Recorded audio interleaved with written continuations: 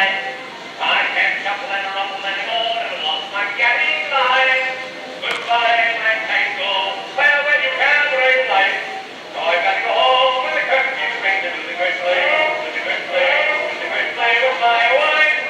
Goodbye, my tango. Okay, good. Well, I think people are enjoying it, but we've got a lot of slides. But you can sort of see what these performances were like. And imagine you were a miner or worker coming to these towns. Most people, they were from outside of Canada. There was a lot of immigrant laborers, Italians, Ukrainians, and they would go each night to these theaters and they would watch both live performances and moving pictures.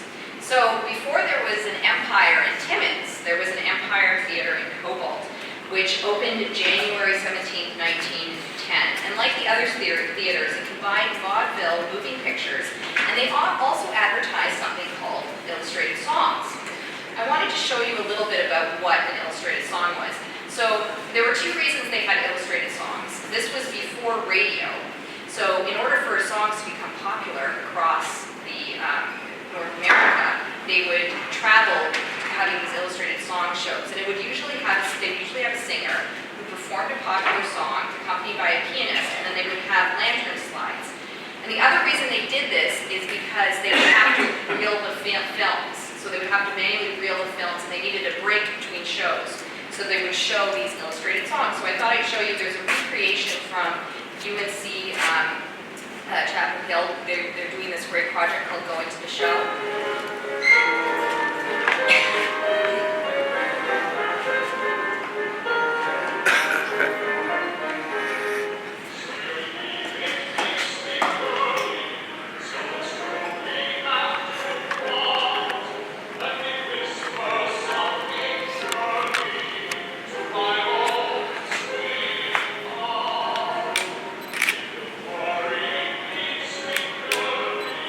Actually, the audience at the end, they would put the lyrics, and okay, I can't move it. Sorry. At the end, they put the lyrics, and then the audience would actually sing along. So I was going to have you guys do that, but I'm on it doesn't work. I can't move it back. But, too bad. I'm sure you guys would have loved to have sung that. So now, another theater that opened in 1910 was called the Bijou. And the Bijou is important to note because this was just a moving picture and illustrated song theater. So in the 1910s, there was a huge change in film. So before, like I said, they were often delivered in tandem with vaudeville acts. Then in the 1910s, Nickelodeon started throughout North America, and the Bijou was one of them. And another interesting thing about the Bijou is it was opened by a man named Anthony James Hino, who also, like Mascioli Film Circuit, did have theaters throughout the region. And I was able to find some mentions of him in the American trade press.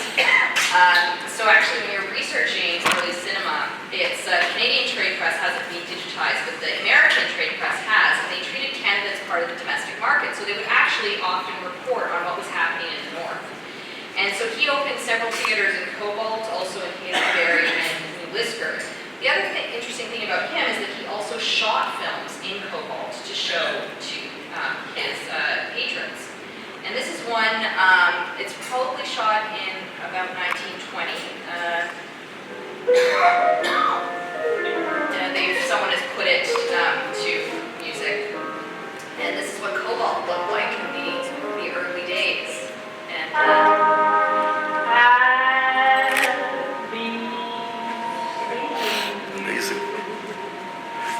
in all the old familiar places,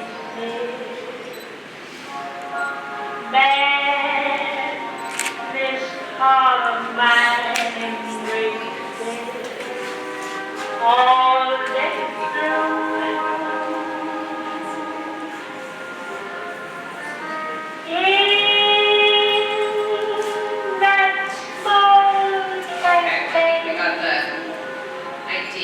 So something I just wanted people to think about is how important it was to have cinemas in these early mining towns. It really was a way that people built community, and also having scenes that were shot in these local areas made people feel more modern and civilized, and separated themselves in these new communities. So I think this is a quote here from my supervisor that talks about this. So now that we've talked a little bit about cobalt and the development of early itinerant shows to then the evolution to vaudeville and picture shows, I want to see what was happening in Timmins during the early era in the 1912s. So this is when the Porcupine Advance first starts. And looking through the Porcupine Advance in 1912, you see two theaters that are regularly advertised. The Majestic, and this, like in Cobalt, had a combination of vaudeville and picture shows. And when you look at these ads, it's interesting to note that they clearly state what the vaudeville acts is, but then they just sort of say they show high-class pictures, so they don't actually advertise the specific films. So I found Tom X Bicycle Girls by searching the digital archives. This was actually a show that went all throughout the northeastern of the United States. So this was a popular vaudeville show that came to Timmins in 1912. I wasn't able to find exact footage of Tom X Bicycle Girls, but I found a similar vaudeville act. And this is sort of what you probably would have seen in 1912 in Timmins and the Majestic. Tom X was a famous bicycle trainer,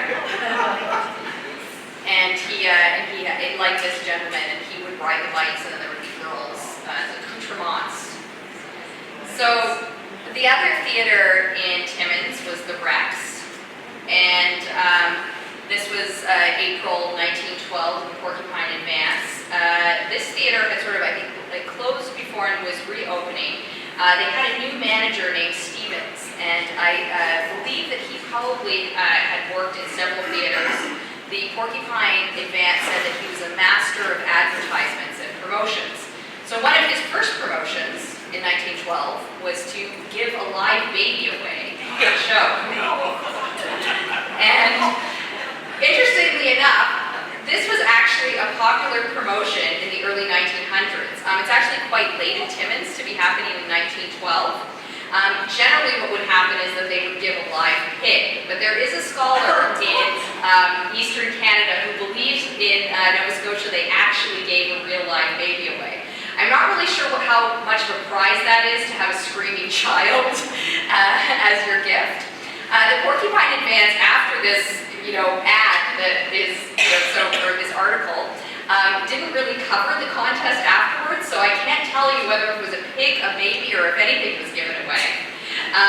But there was this early promotion. So the other theater that I found that possibly was in Timmins was called the Royal Theatre. So this is an advertisement from the Toronto Sunday World, and I have an arrow where Timmins is.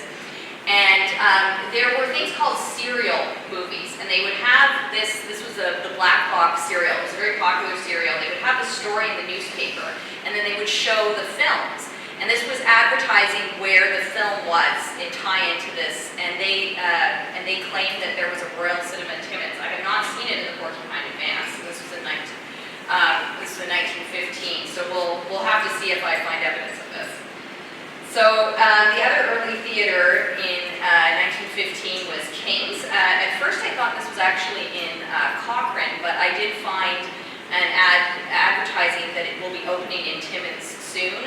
Apparently it was behind a staircase that was difficult for people to find, and it didn't last very long as a result.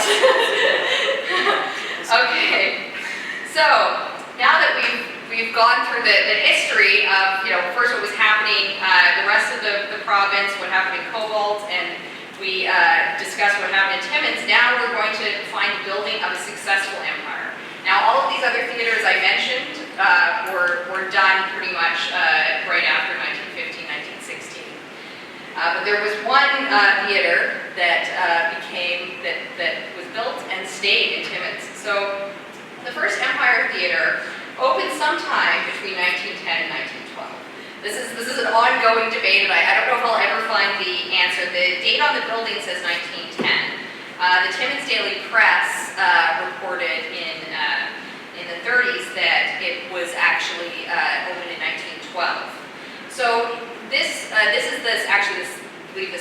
theatre, but the first theatre was sort of this makeshift, probably in a general store that had old kitchen chairs, and then it moved across the street. So the first one was located where the old Empire block used to stand, sort of near where the palace was on 3rd.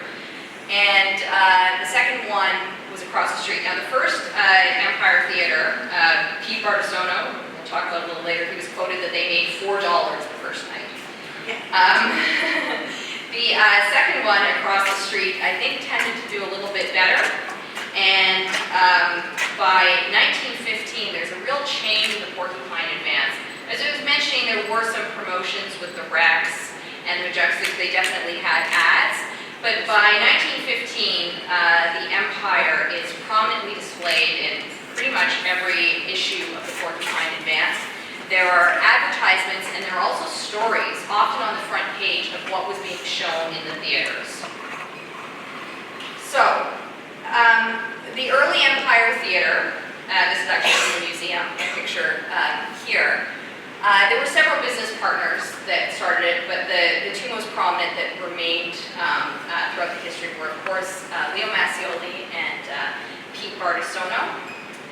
And they started from the early days in probably 1910, 1912 with the first Empire.